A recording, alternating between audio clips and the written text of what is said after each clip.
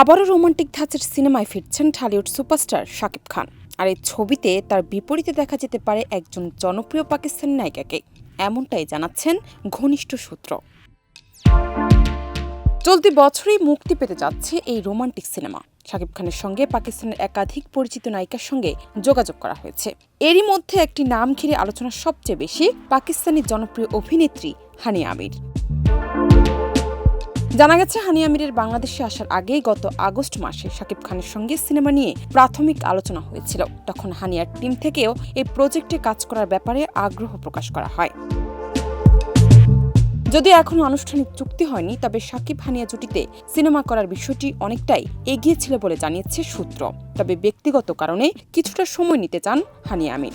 শোনা যাচ্ছে তিনি শিগগিরই বিয়ের আনুষ্ঠানিকতায় ব্যস্ত হতে যাচ্ছেন।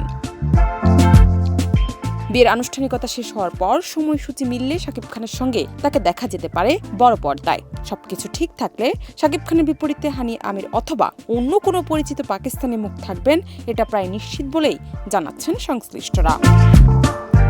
জান্নাত নিপু, দেশ রূপান্তর।